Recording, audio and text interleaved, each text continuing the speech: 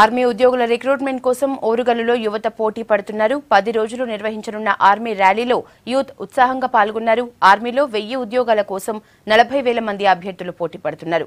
ఎండాకాలం కావడంతో అర్ధరాత్రి నుంచి ఉదయం 7 వరకే అభ్యర్థులకు పోటీలు నిర్వహిస్తున్నారు.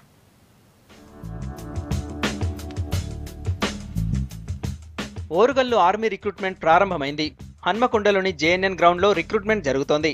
1000 ఉద్యోగాల కోసం రాష్ట్రం నుంచి 40,000 మంది అభ్యర్థులు దరఖాస్తు చేసుకున్నారు. 10 రోజుల పాటు నిర్వహించే ఈ ఈవెంట్లో ప్రతిరోజు 4,000 మందిని పరీక్షించనున్నారు. మొదటి రోజు ఆదిలాబాద్, భద్రాద్రి, హైదరాబాద్, జగిత్యాల, జనగామ, జయశంకర్ భూపాలపల్లి, జోగులాంబ, కామారెడ్డి, కరీంనగర్, ఖమ్మం జిల్లాల అభ్యర్థులు వచ్చారు. అర్ధరాత్రి 12 గంటల నుంచి అభ్యర్థులు అధికారులకు రిపోర్ట్ చేశారు. టోకెన్లు ఇచ్చిన తర్వాత తెల్లవారుజామున 3 గంటల నుంచి రన్నింగ్, ఇతర ఈవెంట్లు నిర్వహించారు.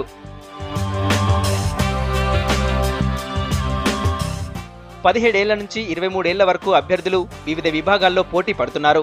దేహదారుఢ్య పరీక్షలను నిర్వహించి ఇందులో ఎంపికైన వారికి వైద్య పరీక్షలు చేస్తారు. ఎంపికైన వారికి కొన్ని రోజుల పాటు శిక్షణ ఇచ్చి ఉద్యోగంలో చేర్చుకుంటారు. జిల్లా యంత్రాంగం ఇచ్చిన సపోర్ట్ ఆర్మీ రిక్రూట్మెంట్ తో విజయవంతంగా కొనసాగుతోందని ఆర్మీ అధికారులు అంటున్నారు. कल रैली यहाँ पर जवाहरलाल नेहरू स्टेडियम वारंगल में कंडक्ट कर रहे हैं। जैसे कि आप देख रहे हैं, अभी सिविल एडमिनिस्ट्रेशन के प्रोएक्टिव और पुलिस कमिश्नर साहब के पूरे सपोर्ट के साथ सारे अरेंजमेंट्स इन प्लेस हैं। खासकर जो कैंडिडेट्स के रहने के लिए और रात को जब वो आएंगे उनके रहने के लिए टॉयलेट्स, पानी, खाना सब फैसिलिटी प्रोवाइड की गई है, ताकि सुबह उनका माइंड सिर्फ फ्रेश होकर अपने रन के लिए यहाँ पर आए।